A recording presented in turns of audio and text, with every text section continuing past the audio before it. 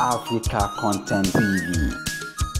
Ó ṣe mí láàánú láti sọ pé ní òní ó nìkan nínú àwọn ọmọ Ìbàdàn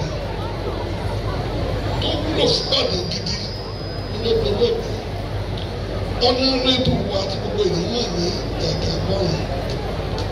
Ní àná ọlọ́nà yìí odidi màálù kan ló fún wa pé ká fi ṣe àjọyọ̀.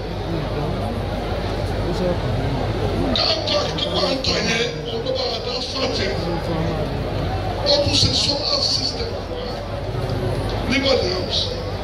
Ẹjọ́ yóò wù mí ká dìde ìṣẹ́jú kan ní ìrántí ọ̀nàrẹ́bù Jagaban.